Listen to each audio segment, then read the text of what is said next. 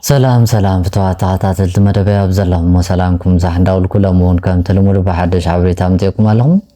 نلوم ناخم زبلا حبريتا اللي حدارا كند مسخال ندابالاشيت نبزي قنا منقد ندام راحتي تركب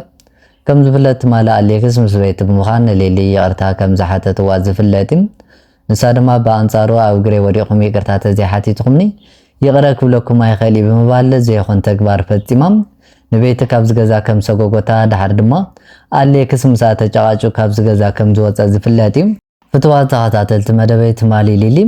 ኣብ ልዕሊ አሌክስ ከምውን ቤቲ ከምዚ ዓይነት ተግባርን ፍጻማ ማለት እውን ንሶም ይቅርታ ካሓቱ ከለው ንሳ ድማ በአንጻሩ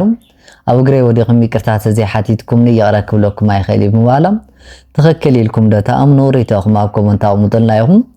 ትማልያ አሌክስ ምስሊ ሊ ከምዚ ዓይነት ማለት እውን ተጫዋጩ ተሃላሊኹ ካብቲ ገዛ ምስ ወፀ ቀጥታ ኸይዱ ንቤቲ ይቅርታ ሓቲትዎም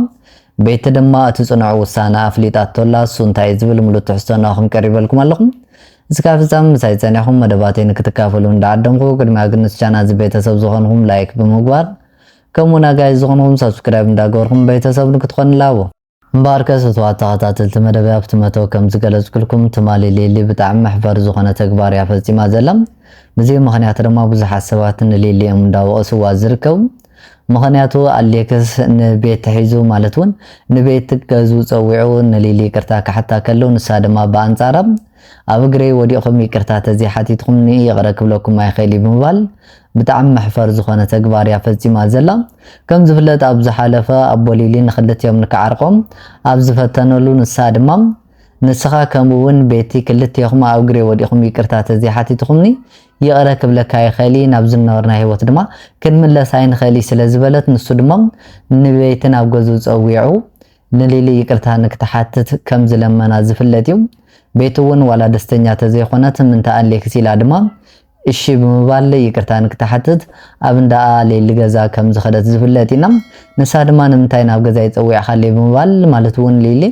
ንምንታይ ንቤትን ኣብ ገዛ ጸዊዕ ካለይ ብምባል ከም ዝኸረየቶ ዝፍለጥ እዩ ንሱ ድማ ኣብ ዝሓለፈ ክልቲኹም ይቅርታ ተዘይሓቲትኩም ንክዓረቕ ኣይኽእል ስለዝበልኺ ይቅርታ ንክትሓትት ያ መጽያ ዘላ ብምባል ክልቲኦም ድማ ተነጋጊሮም ንክራዳድኡ ፈቲኖም ነይሮም ይኹን ዳንበር ሊሊ ጸባያ ኩሉ ተቃይሩ ማለት እውን ኣብ ዝሓለፈ ሓዳራ ንምድሓን ላዕልን ታሕትን ትብል ዝነበረት ሕዚ ድማ በአንጻሩ አሌክስ ከምዚሉ ቃሪቡ ክናጋገራ ከሎ ይቅርታ ካሕትት ከሎ ንሳ ድማ ዘይኾን ተግባር እንዳፈጸመት አሌክስ ከምዚሉ ንክቁጣዕ ገይራቶላ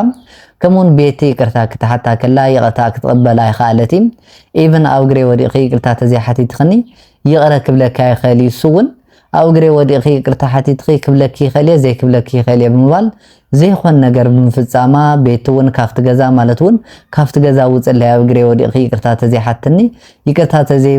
تزي تبل تخنقي ካብ ገዛ ውጽለይ ምባል ካፍት ገዛ ሰው ይጓታም ናአሌክስ እውን ኣብ እግሬ ወዲ ኻይቅርታ ተዘይሓቲት ኸኒ ይቕረክብለካ ይኽእል ምባል ንሱ ምስ ቤት ዘለዎ ርክብ ኣቋሪፀ ድሕር ገዲም ድማ ክንራኸብ ኣይንኽእል ቤት ዝብል ስሙን ድሕር ገዲም ኣይ ክትሰምዕ ይኽእል ምባል ይቅርታ ካሓታ ከሎ ንሳ ድማ በአንጻሩ ኣብ እግሬ ወዲ ኻይቅርታ ተዘይሓቲት ኸኒ ይቕረክብለካ ይኽእል ምባል ዘይኾን ዘረባብ ምዝራብ ናአሌክስ ድማ ኣቆጢዓቶ አሌክስ ድማ ምስ ሌሊ ተሃላሊኹ ካፍት ገዛ ምስ ወፀ ምስ ቤት ማለት እውን ናብ ቤት ይከይዱ ንቤት ድማ ይቅርታ ሓቲትዋ ኣሎ ቤት እውን ብጣዕሚ ደንጊፃ ምኽንያቱ ንሳ ዘይተጸበየቶ ንሊሊ ይቅርታ ሓቲታ ክልቲኦም ድማ ክራዳዱ ገዲፋቶም ኣብ ዝኸደትሉ አሌክስ በቅጽበት ተመሊሱ ከምዚ ይቅርታ ካሕታ ከሎ ብጣዕሚ ደንጊፃም አሌክስ መጀመሪያ ማለት እውን ክልቲና ከምና ኣብዚ ጠጠው ክነብል ኣለና ኣነ ንስኽን ድሕር ገዲም ኣይንፋለጥን ኣይንደዋውልን ኣይንራኸብን ርክብና ድማ ኣብዚኣ ክቋረጽ ኣለዎ ብምባል ንሊሊ ይቅርታ ሓቲትዋ ነይሩ ይኹን ዳንበር በቅጽበት ከምዚ ተመሊሱ ንቤት ይቅርታ ካሕታ ከሎ ብጣዕሚ ተገሪማን ደንጊፃና بحق اللي بتعمي أطفيا كم زعينة تكبار كتفتصم أي نبرتي أليكس كم زيلو ناو حداركم اللس كلو كم زيلو يغريتا كحتا كلو نساد مام بصبو كتقبلون أمم قوم زلون ساقم دما تناقا جيرم كفوت حندا تقبو نساقن بانتارا كم زعينة تكبار مفتتصم أليكس دما خز كم زيلو تهلال يخون بيتي كتحاتي توالو بيتغن مالتون أليكس منم عينة يغرتا زحتو لومينس منم عينة بدا سلازي بدلم يقريتا كتحتتا يقبكا أنا نسخان زلنا ركب دما كابزي دحر قديم منم عينة ركب يلنا أبزينا كنا قوار زلنا ፀገም ተሊካ እውን ምስሊ ሊ ጉዳያትካ ተናጋጊርካ ክትፈትሐለካ እምበር ኣነ ንስኻ ግን ዝኾነ ማለት እውን ምስሊ ሊ ስለተሃላለኻ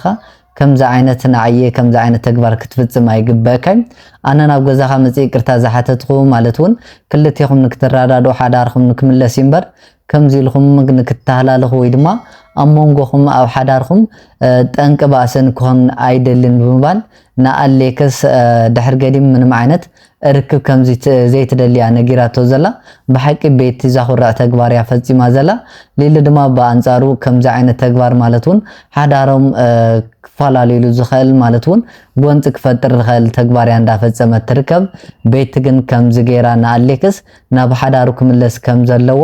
ንሳ ድማ ኣብ መንጎ ምንም ዓይነት ባእስን ክፍጠር ከም ዘይትደሊ ድሕር ገዲም ድማ ንኣሌክስ ክትረኸ ከም ዘይትደልያ ነጊራቶ ዘላ ሌሊ ድማ ኣሌክስ ከምዚ ኢሉ ማለት እውን ተሃላሊኹ ካብቲ ገዛ ወፂኡ ስለ ዝኸደ ንሳ እውን ብጣዕሚ ሓሪቓ ትርከብ ከም ዝፍለጥ ንሳ እያ ንክሓረቕ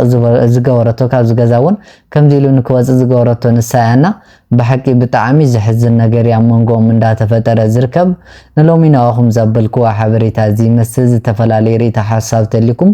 ኣብ ኮመንት ኣቕሙጥና ካሊእ መዓልቲ ብኻሊእ ቪድዮ እስካ ንራኸብ ድሓን ኩኑ ሰናይ ንዓኹም